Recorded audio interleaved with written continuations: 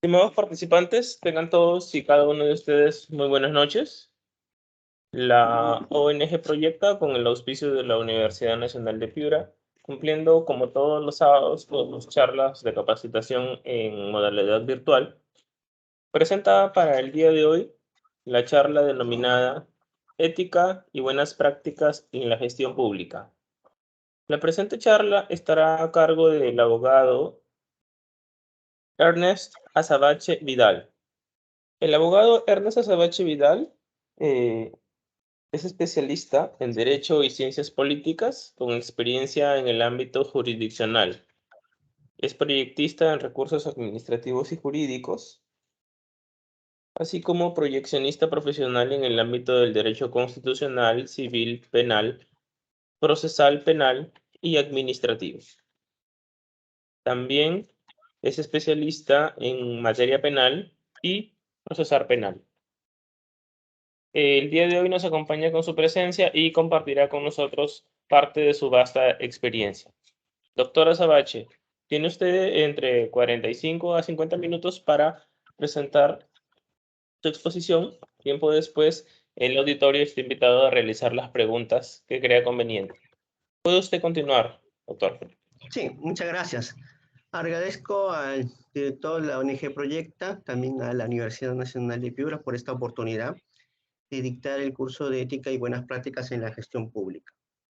Es algo muy de moda, por así decirlo, este tipo de ponencias, toda vez de que la ética actualmente ya tiene un gran peso, por así decirlo, ponderativo. Toda vez de que, si bien es cierto, ha sido normado como patrón de conducta para efectos de establecer un parámetro respecto de la funcionalidad de todo funcionario o servidor público en la administración, también ha de servir como parámetro o como barómetro para determinar si estamos ante una infracción de carácter administrativo o de carácter penal. Dentro de esta determinación de estos parámetros, tenemos que identificar qué es la ética. La ética debemos partir por una situación que es bien prácticamente subjetiva. ¿Por qué digo que es prácticamente subjetiva? Porque cada sociedad establece parámetros propios, lo que se denomina convencionalismos socialmente aceptados. Es decir, existen aquellos patrones o comportamientos propios de la sociedad en los cuales se determina bajo un parámetro cuál la cosa es correcta y cuál cosa es incorrecta. Cuál situación está dentro de lo aceptable y aquello que está fuera de lo aceptable, es decir, aquello que es reprochable. Y como todo parámetro, como todo convencionalismo social dentro del Estado peruano, tiene que estar netamente tipificado. El Perú, como parte de la corriente del sistema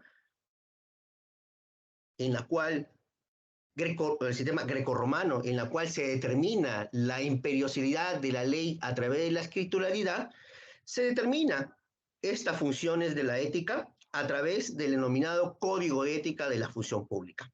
Este código, que está regulado a través de la ley 27815 y reglamentado a través de su reglamento aprobado por el Decreto Supremo 033-2005 PSM, establece cuáles son los principios, los deberes y las obligaciones que tiene todo funcionario o servidor público dentro de la administración pública.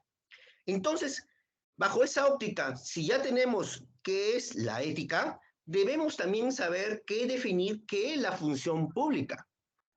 La función pública es definida bajo tres elementos bien prácticos por parte del Código de Ética. En primer lugar, es una relación personal, es decir, no se admite service en la función pública. Ustedes dirán, pero doctor, yo que sepa, en las entidades del Estado, sobre todo en los municipios, se entiende que los servicios de vigilancia y de limpieza están tercerizados. Ellos también ejercen función pública. La norma hace referencia que la función pública viene a ser un servicio personal a nombre de la nación.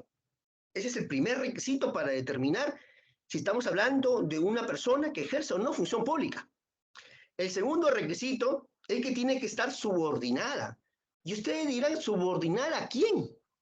Subordinada al funcionario de turno, subordinada al alcalde de turno, subordinada al jefe de recursos humanos de turno, subordinada al personal encargado de las contrataciones de turno. No, la subordinación se marca a través de la personificación jurídica abstracta que se llama Estado. Es decir, esta subordinación de la actividad que uno ejerce a la función pública tiene que estar determinada y encaminada a realizar una contratación a favor del Estado.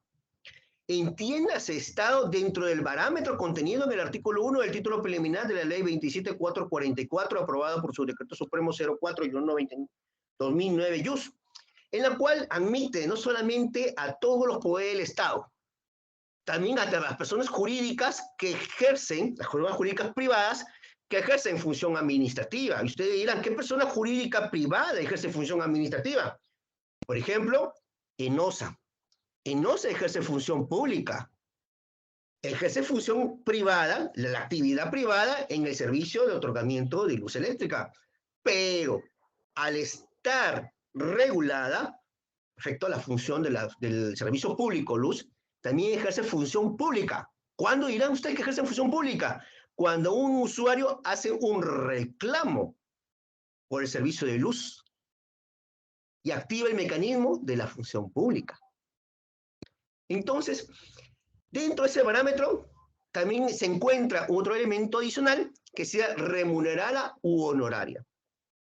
Esta situación de remunerada u honoraria hace referencia a aquellos funcionarios que ejercen, los servidores de carrera que ejercen una remuneración y los servidores que no son de carrera, es decir, aquellos que ejercen la función pública a través de los famosos servicios no personales, que dan sus recibos honorarios. Dentro de ese concepto, aquellas personas que están determinadas dentro de estos tres requisitos ejercen función pública. Ahora bien, hemos hablado de lo que es funcionario o servidor público. ¿Cuál es la diferencia para efecto de determinar?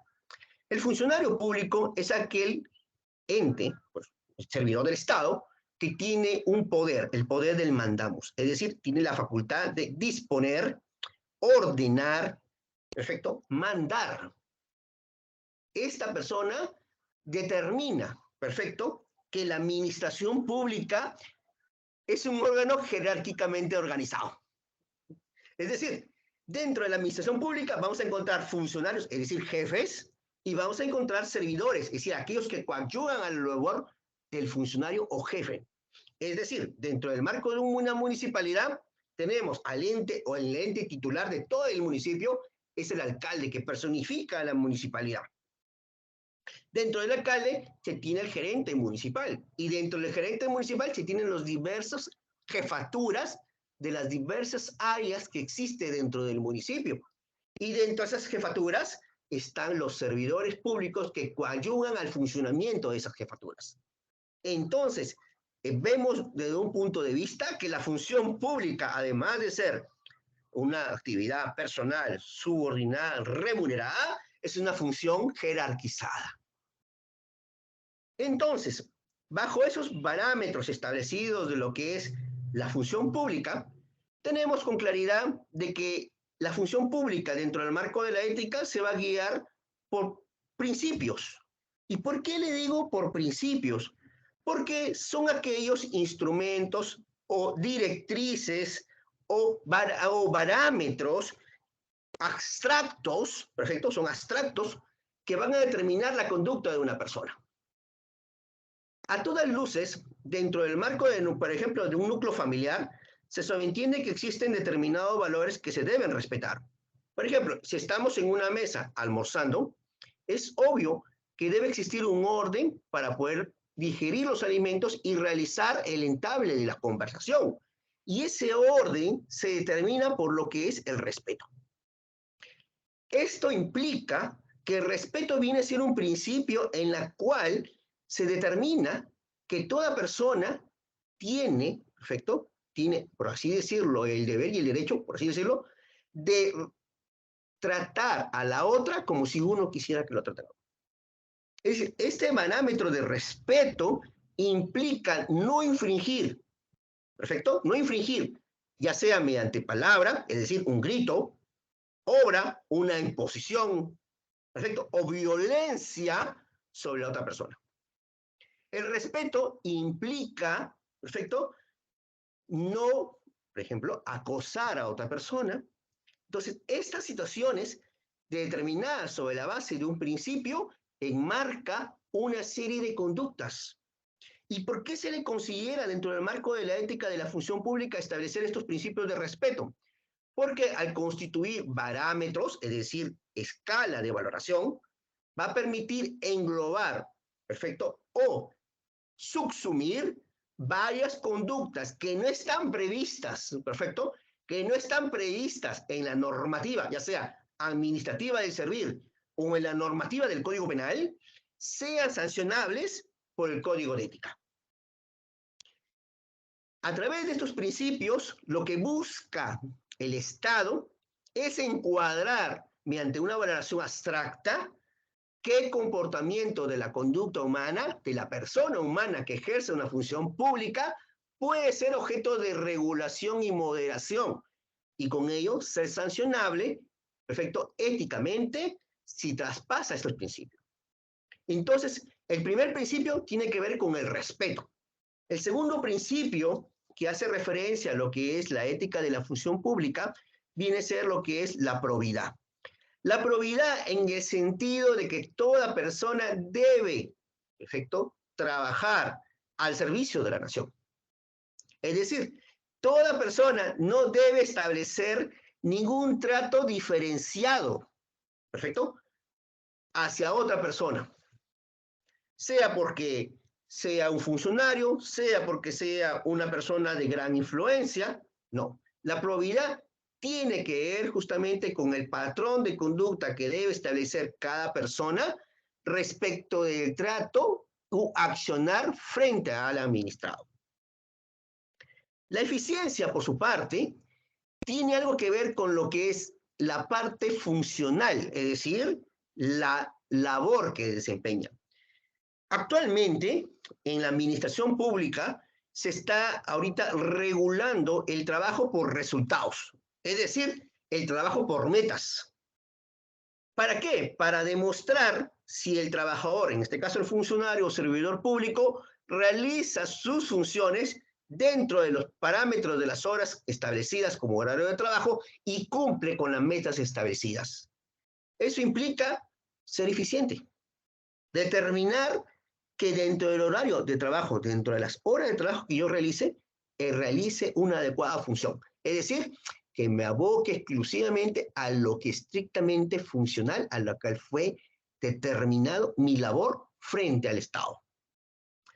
La veracidad tiene que ver mucho justamente con la ética, toda vez de que el funcionario o servidor público tiene una prerrogativa que no tiene cualquier persona. La administración pública tiene la prerrogativa de imponer, perfecto, de mutuo propio, qué acciones puede ejecutar y coaccionar al administrado. Dentro de ese contexto, que su actuación debe siempre velar porque la realización o la actuación del acto sea acorde con lo que acontece dentro del marco del expediente administrativo, dentro del marco de la actuación funcional o dentro del marco de la situación en la cual se desarrolle. Por ejemplo, si yo he iniciado, por ejemplo, un procedimiento administrativo disciplinario a una bodega por no tener licencia de funcionamiento, perfecto, dentro del marco del principio de veracidad, yo debo haber realizado mínimamente una inspección en el lugar de la bodega y levantar el acta y constatar in situ que la bodega está funcionando sin licencia. Eso implica tener veracidad. Lo contrario, es decir, elaborar un acta falseando dicha información, rompería este principio. Lo referente a lo que es lealtad, quieran o no quieran, cuando se suscribe un contrato o cuando se ejerce la labor de la función pública, existe una cláusula, por así decirlo, una cláusula oculta dentro del marco del contrato. Y el marco del contrato significa la cláusula, que inclusive está prevista en la ley 27444, que debemos tener lealtad con la institución del Estado. Eso significa, la lealtad significa que no debemos tergiversar la información que se tiene. Es decir, dentro de la gama de la información, los que trabajan para el Estado tienen una información privilegiada que los demás personas no la tienen. Y esa información privilegiada implica que yo no debo brindar esa información a terceros. Eso es lo que implica lo que es lealtad. Y también significa lealtad, por ejemplo, si yo trabajo para una empresa del Estado en el área de hidrocarburos, es lógico suponer que no voy a utilizar dichos conocimientos para beneficiar a otra empresa que trabaja en el mismo rubro.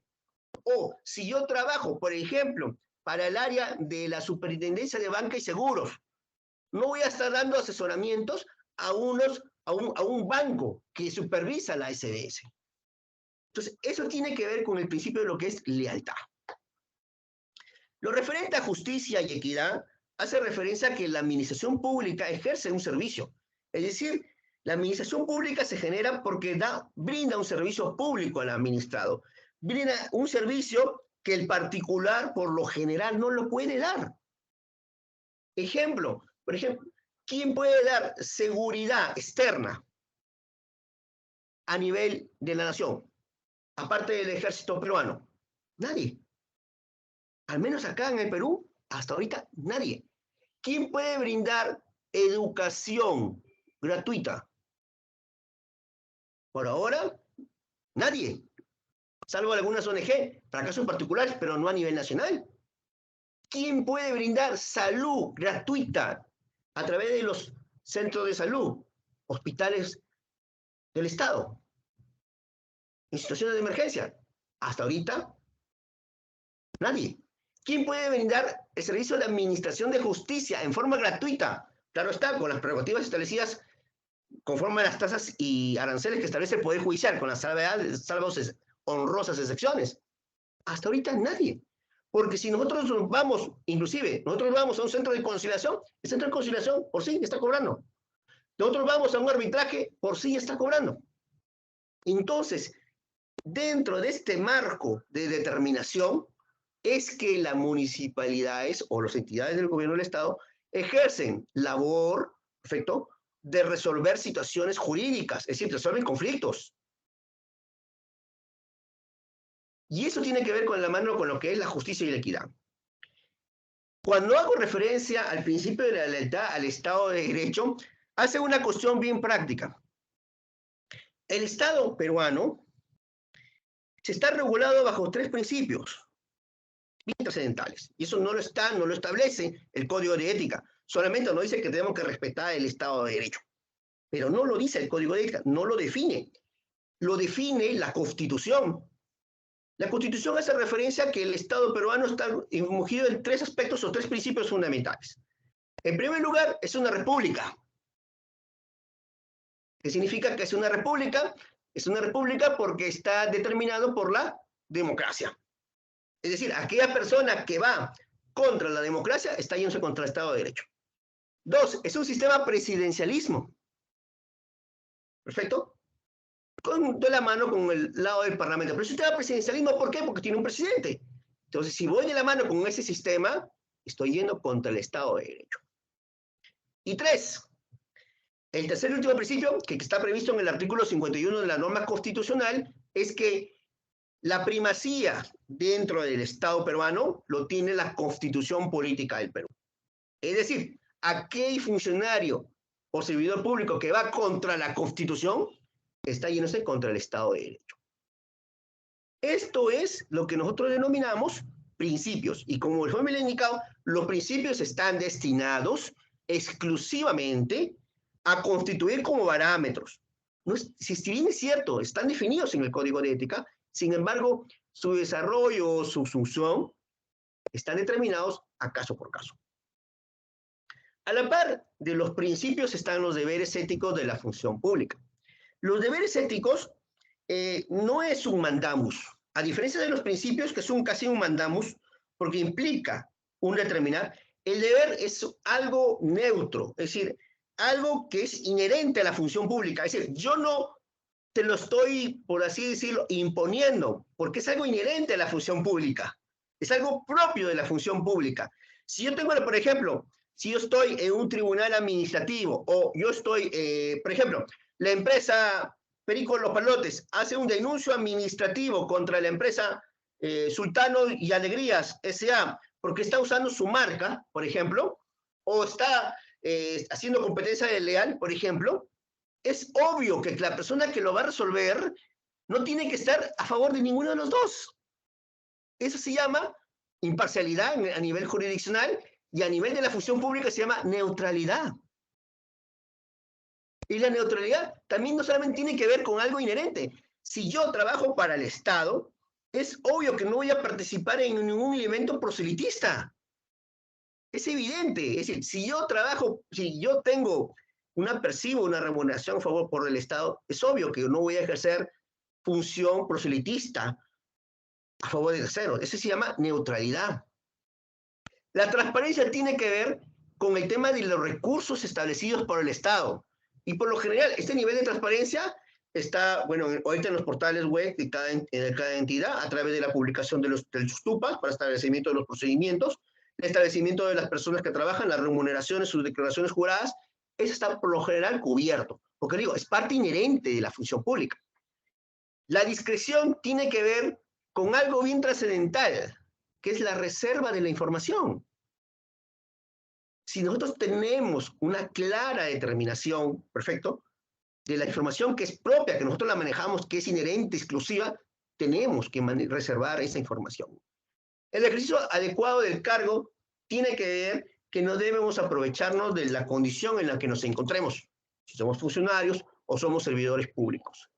Y por último, lo que es responsabilidad tiene que ver con lo que es propio de tus funciones.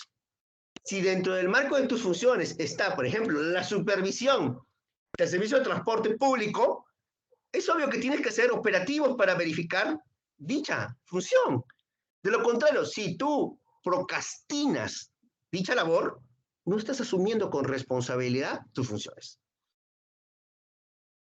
Y como la parte de los principios, que son un mandamus, los deberes, que es algo inherente, las provisiones es también un mandamus, pero con carácter negativo.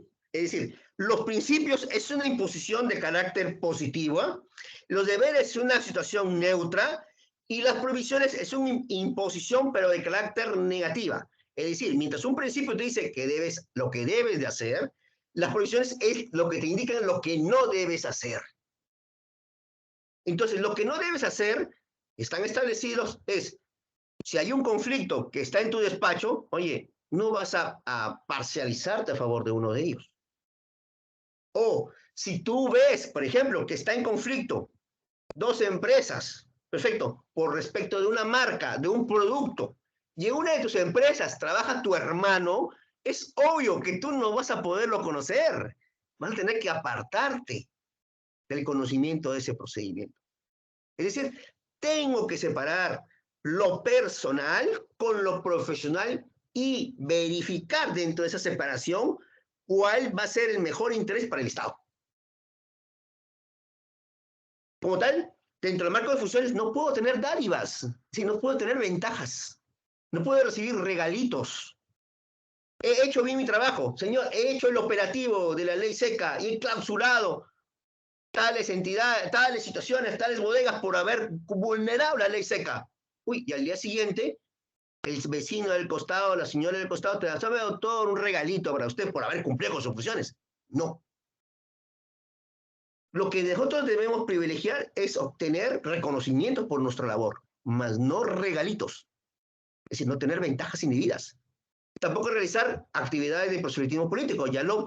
Si bien es cierto, en la nivel de principios se dijo que no se debe, perfecto, o sea, actuar con probidad, que se debe imponer la actuación con la probidad, ya el código lo establece con claridad para que no quede duda que las actividades de proselitismo político están prohibidas.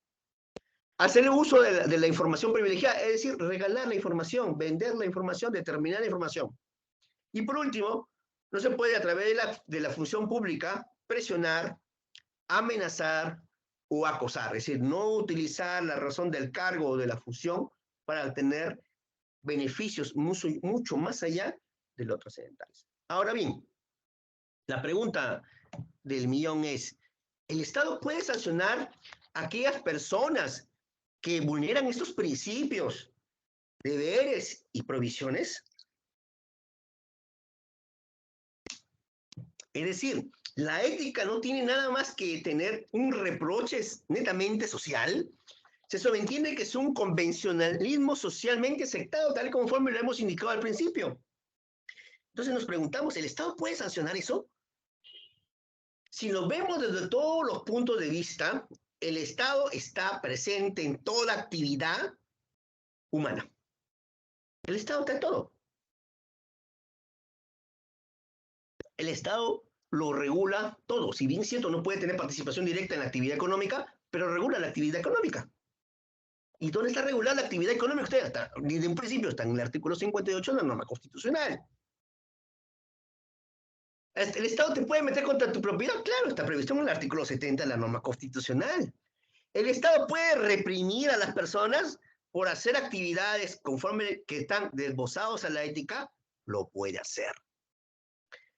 ¿Por qué? Porque el Estado tiene una prerrogativa que no tiene cualquier particular. El Estado tiene la facultad de sancionar lo que en el derecho se le conoce como el jus puniendi. Es decir, el Estado, además de ejercer la labor del jus puniendi, perfecto, respecto a terceros, también lo ejerce de las personas que trabajan para él. ¿Por qué? Porque el Estado se convierte en empleador respecto de las personas que trabajan para él. Y como ese empleador tiene la facultad, dentro del marco del procedimiento, de poder sancionarte. Y este marco de procedimiento se denomina el procedimiento administrativo disciplinario. Y hay mil formas de procedimiento administrativo disciplinario. Está el procedimiento administrativo disciplinario enmarcado a través de la ley de servir. Si incumplo las normativas establecidas en la ley de servir, soy sancionado. Incumplo las disposiciones establecidas en la norma de responsabilidad funcional administrativa de la Contraloría, voy a ser sancionado. Y es más, si yo incumplo este código de ética que estamos establecidos en principios, también puedo ser sancionado.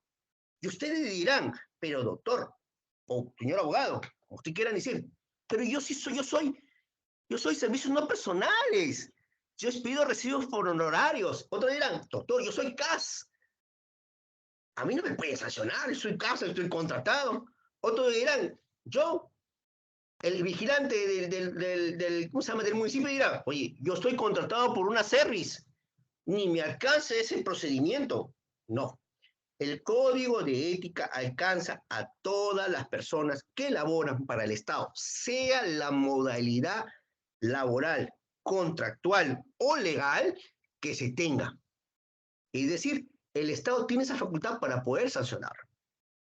Ahora bien, ustedes dirán, ya está bien, me sancionarán administrativamente y ahí quedó la cosa, ¿no?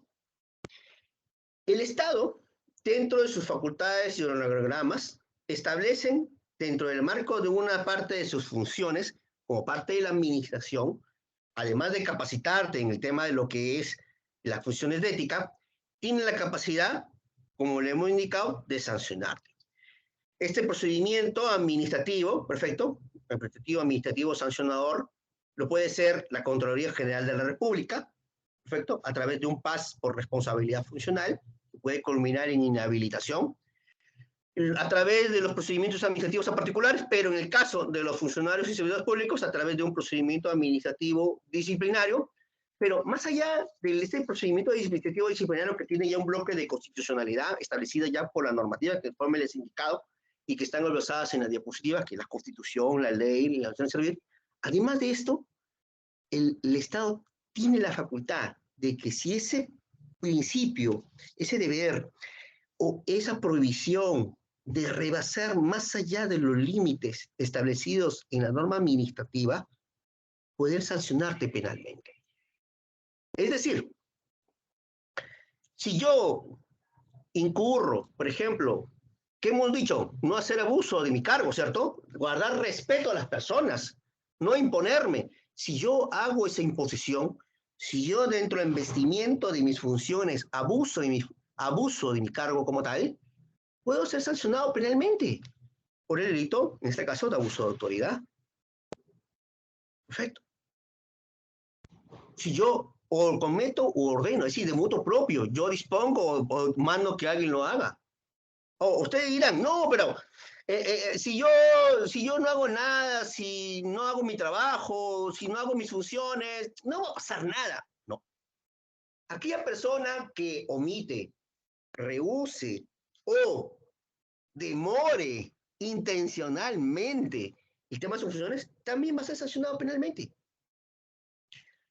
Ojo, estamos hablando de sanciones penales, independientemente del proceso administrativo disciplinario. Ustedes dirán, pero si me aperturan disciplinario, es obvio que no me pueden aperturar proceso penal. Y si me aperturan proceso penal, es obvio que no me pueden aperturar disciplinario. Y es obvio que ni siquiera tampoco me pueden demandar civilmente. No, no. La norma constitucional ha facultado a que el Estado pueda hacer 3 acciones contra el funcionario o servidor público que incumple estos principios de la ética y las funciones públicas.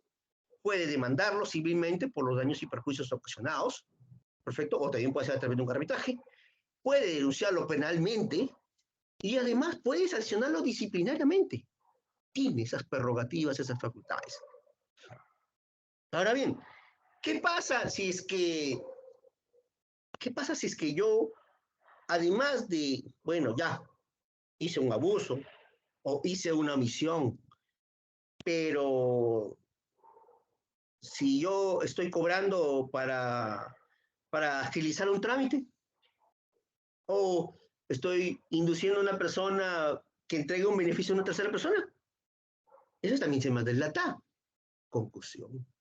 Y la pena, si ustedes pueden ver, no menor de 2 ni mayor de 8. Y esto es que no han visto las agravantes. Ahora bien, ustedes dirán, ya, pero está bien. Está bien. Pero, doctor, ¿qué pasaría si yo trabajo en la municipalidad, y en la municipalidad, ahorita que ya van a terminar, van a hacer una contratación para reparar todos los baches de las carreteras de la jurisdicción del municipio? Es una forma para sacar lo que es caja chica y con eso completar el monto del presupuesto. ¿Qué pasaría, doctor, si es que yo, sabiendo esa información, y además yo estoy a cargo de ese proceso de convocatoria para esa contratación, de adjudicación directa, y, e invito, así decirlo, le digo, ¿sabes qué? A Perico Los Pelotes, oye, Perico Los Pelotes, preséntate al concurso, a este concurso de adjudicación de reparación de pistas, y yo te voy a asegurar que vas a ganar y no me des nada, no me des ni un sol, no quiero nada. Yo solamente quiero que tú trabajes porque veo que no tienes trabajo, tienes una familia que mantener y todo. Y me pongo de acuerdo con un particular para que gane la adjudicación.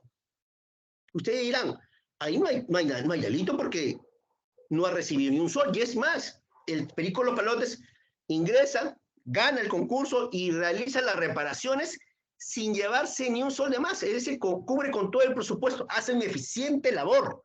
Las pistas nunca más vuelven a ser destruidas por ningún fenómeno del niño, por ninguna llovisma. Hacen bien su trabajo. La pregunta es, ¿ha cometido una infracción al código de ética? Sí, ha sido desleal con la institución. Quizás deslealtad también es delito de colusión. Ustedes dirán, pero si no ha ganado nada, es más, he beneficiado al Estado. El Estado no te sanciona por el hecho de que haya perjudicado al Estado. El Estado lo que te sanciona es la concertación que has hecho para que ese proceso no se lleve con transparencia. Eso es lo que sanciona al Estado. Mire, el tipo penal establece, ustedes pueden ver ahí, una pena de 5 a 20 años. Y eso que no han visto los elementos agravantes. Aumentan más la pena. Entonces, de ahí tenemos, ya, a ver, el Estado, por el mérito de mis funciones, me ha asignado una lacto. Bacán. Esta lacto está bacán, bonita, y esta lacto se la di a mi hijo. Y mi hijo la perdió. Se lo robaron a mi hijo. La pregunta es, ¿qué pasaría si yo devuelvo la lacto? ¿Pasaría algo?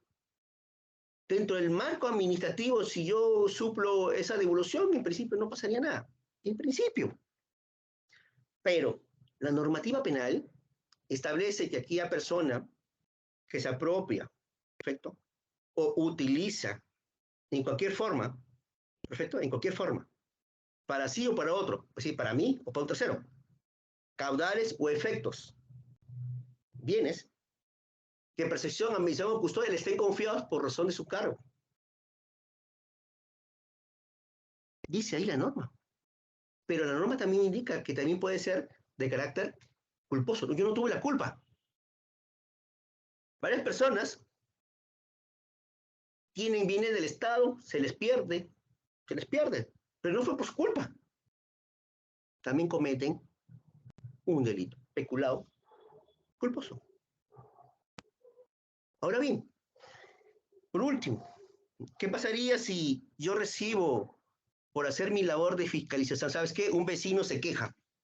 Un vecino se queja de que su vecina hace bulla. Y yo voy con el serenazgo. Voy, pum, pum, golpeé la puerta. Señora, ¿por qué está haciendo bulla las sesiones? ¿Está haciendo maltrato de obra a la señora? Le vamos a levantar un acta, la vamos a multar por el bullicio que está haciendo, por las situaciones, las festividades y todo. Y el vecino de agradecimiento, tome señor, te lleva un pavito por Navidad. La pregunta es, ¿ese es delito? Ese regalito por romper un principio de no beneficiarse, ¿sería delito? Miren, ustedes han hecho una función propia. La norma indica que aquella persona que reciba, así sea un donativo, ahí dice con claridad, en violación o en ejecución de sus deberes, funciones en el cargo, comete un delito de cohecho o como nosotros lo llamamos, delito de corrupción.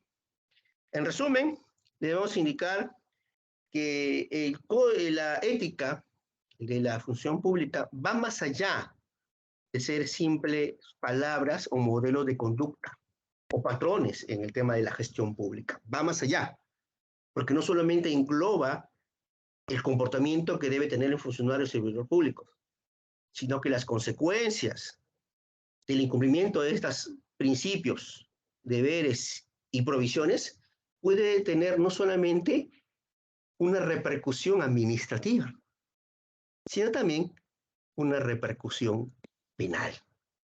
Es por eso la naturaleza y la determinación propia justamente de este tema. Agradezco mucho las atenciones establecidas a la presente y estoy abierto para las preguntas. Estimado doctor, muchas gracias por su muy interesante presentación. Invitamos a todos los participantes a poder realizar sus preguntas por el chat de esta videoconferencia. Mientras organizamos las mismas, vamos a proceder a indicar la oferta académica que tiene disponible la asociación ONG Proyecta a la fecha.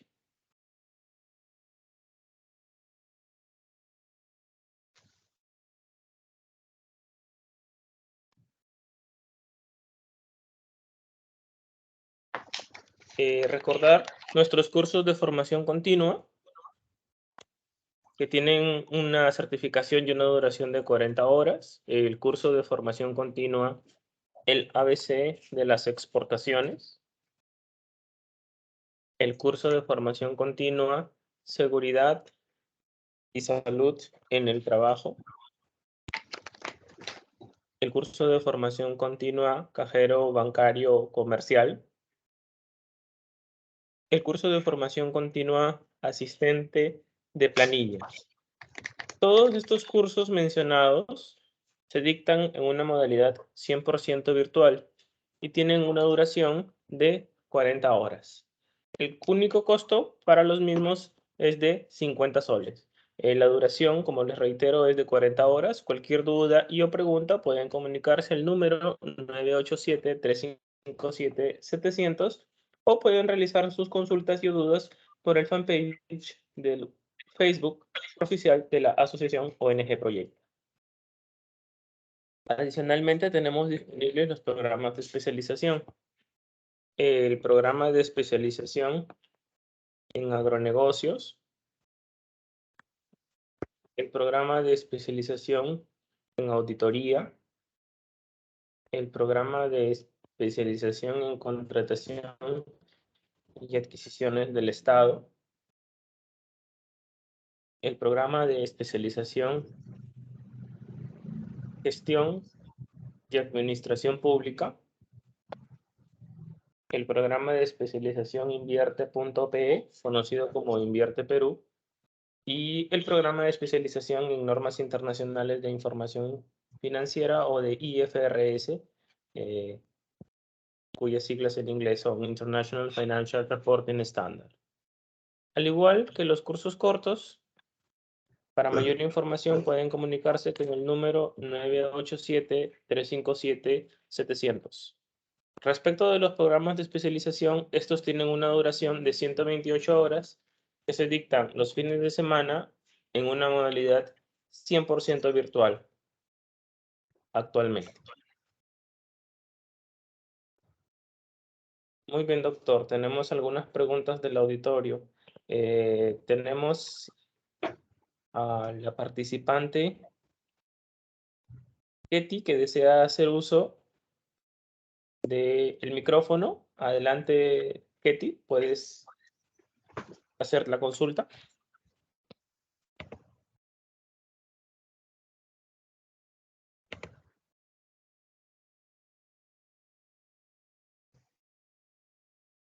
Hola, Ketty. Bueno, mientras se retoma la conversación con la persona que deseaba hacer la consulta a través del micro, tenemos aquí una consulta por interno. Más que una consulta, una aclaración. ¿Podría enfatizar la razón de las sanciones? Ya, el tema de las sanciones se engloban en, bueno, más allá que sanciones, es una consecuencia de, por ejemplo, si una persona, pongamos en un caso, producto de una concertación en un municipio, a través del Comité de Contratación y Adquisición del Estado, ha favorecido una empresa y esta empresa, dentro del marco de favorecimiento, ha conllevado, por ejemplo, que elabore un expediente técnico. Y el expediente técnico ha sido elaborado por una persona que nunca trabajó para el municipio y es más, el expediente técnico obra una firma falsa del presunto ejecutor del expediente técnico y se llevó a cabo dicha situación, dicha obra, con perjuicio del Estado porque la obra nunca culminó. Las sanciones que llevan consigo son tres tipos. La primera, la disciplinaria, porque van a destituir a la persona, es obvio que la van a destituir, a la persona que promovió ese expediente de contratación y adquisición del Estado. Dos, es obvio que a través del procedimiento civil, si que lo quiere hacer el municipio o la entidad municipal, demandarlo por los daños y perjuicios irrogados. Y tres, la responsabilidad penal es algo inherente e inevitable. Ahí está determinado un presunto delito de concusión y que va a llevar consigo las sanciones que correspondan. Las sanciones administrativas están determinados bajo un parámetro establecido. Por ahora, dentro del marco de la ley 27444 y la ley Servir, no existen parámetros tal y conforme está establecido en otras normativas especiales. Por ejemplo, en la ley de la carrera judicial está determinado qué sanciones ameritan amonestación, infracciones leves, les llama. Hay sanciones que ameritan multa o suspensión, se llaman infracciones graves, y hay sanciones que ameritan destitución, que son infracciones muy graves. Están determinados y jerarquizados las sanciones conjuntamente con las infracciones. Ahorita el tema de la ley Servir está en esa determinación, establecer qué parámetros constituyen o no la determinación de las sanciones administrativas. Y ojo, en el tema de sanciones administrativas debe establecerse de que la sanción está impuesta no porque el Estado sea un ente persecutor de un hecho, sino porque las sanciones administrativas está como consecuencia de que el Estado es tu empleador. Y si el Estado es tu empleador, puede amonestarte, puede suspenderte o puede destituirte y en el mínimo de los casos llamarte la atención, aunque la llamada de atención no es una sanción, ¿ah? No es una sanción. Eso sería para efectos de aclarar el tema de las sanciones. Perfecto, doctor. Tenemos otra pregunta del auditorio. Siempre, constantemente, hemos escuchado hablar de las regulaciones en el aparato público, conferencias relacionadas a la ética, pero cada año que ocurre y cada nuevo gobierno, de cualquiera sea la jerarquía local, regional o nacional, están cada año más inmersos las diferentes autoridades en actos de corrupción. ¿Cuál es el problema que existe allí de tal manera de que pareciera que todas esas regulaciones y normas son ineficientes o se convierten en letra muerta al momento de luchar efectivamente contra la corrupción? Mm. Esa pregunta me la han hecho desde que tengo uso de la función pública. Es una interesante pregunta, una adecuada acotación. Lo que pasa es que hay una pequeña peculiaridad, mire, y eso lo pongo en manifiesto. Dentro del marco del procedimiento administrativo disciplinario, ya entrando a algo que ya está, no está acá en la charla, no lo hemos tocado, pero ya que da la pregunta, da acotación a responderla. Dentro del procedimiento administrativo disciplinario que regula el servir, el procedimiento lo tiene que llevar el superior en grado. Por ejemplo, si soy un servidor, si soy un servidor de carrera, perfecto, por ejemplo, una secretaria, es obvio que quien me va a, por ejemplo, a amonestar va a ser mi jefe inmediato, pero quien me va a disponer la suspensión o la institución va a ser el encargado del jefe de personal a través justamente de la oficina de la Secretaría Técnica, adecuada para el que lleve a cabo el nivel de instrucción y luego la jefatura de personal o quien haga sus veces pueda sancionarte. Perfecto, todo se establece por jerarquía. Ahora, si la persona que ha cometido la infracción es el jefe de departamento, por ejemplo, de la oficina de saneamiento o el jefe de la oficina de logística, perfecto, ahí va a cambiar la situación. Ya no va a ser el jefe de personal, porque el jefe de personal tiene su mismo nivel. Va a ser el gerente, en este caso, el gerente municipal. Ahora, ¿y qué pasa si el gerente municipal comete la infracción? Ah, va a tener que administrarlo, por así decirlo, el titular del pliego. ¿Quién es el titular del pliego en un municipio? El alcalde. Y el alcalde es prácticamente el gerente municipal, su brazo derecho. Es decir, ¿qué tan situación puede llevar consigo a que el alcalde pueda sancionar a su brazo derecho?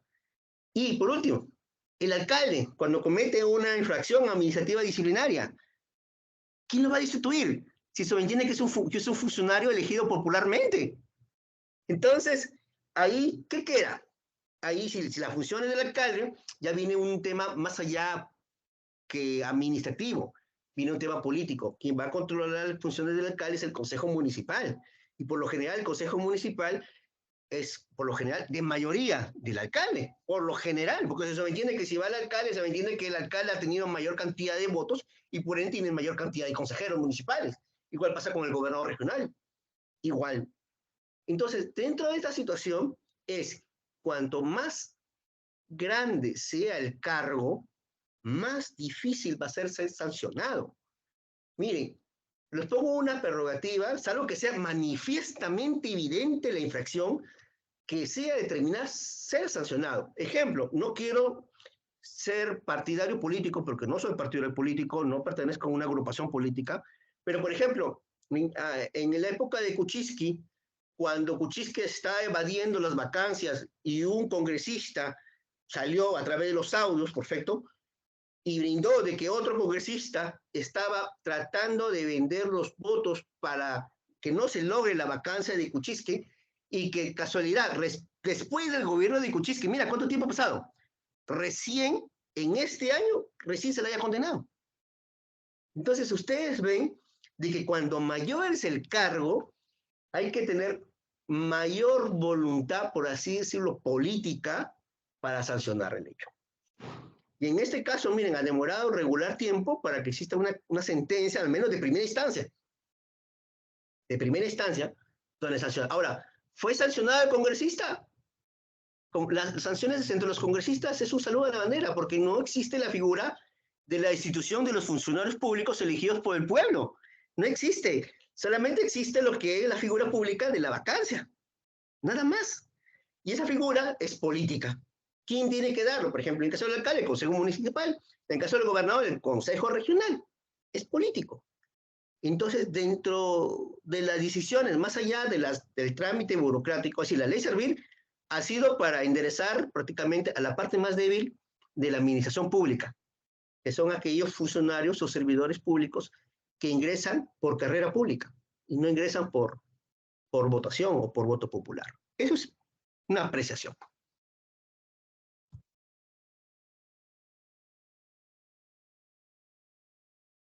Ok, doctor Ernest, tenemos una última pregunta. Teniendo en cuenta lo anterior y en vista de que parece ser que ninguna regulación resulta ser suficiente para una efectiva lucha contra la corrupción, juegan un papel importante en la erradicación de la misma los partidos políticos. Vuelvo nuevamente al mismo círculo. En la determinación actual, eh, la responsabilidad de los altos funcionarios es netamente político. Y la realidad nacional nos ha demostrado que la voluntad política a veces puede jugar en contra de lo que es la voluntad popular. Esa es mi apreciación. Ok, doctor Ernest Azabache, a nombre de la Asociación ONG Proyecta y de todos los participantes y del mío propio, le agradecemos mucho su muy interesante presentación, esperando contar con su presencia en futuras actividades académicas de la misma naturaleza. Muchas gracias con todos. Muchas gracias a ONG Proyecta. Muy agradecido. Gracias. Estimados participantes, muy buenas noches. Para la próxima semana, como siempre, hay una charla que se desarrollará en el mismo horario, cuyo nombre se dará a conocer en el transcurso de los días a través del fanpage de la Asociación ONG Proyecta. Muchas gracias a todos y a cada uno de ustedes por su participación. Buenas noches. Buenas noches con todos.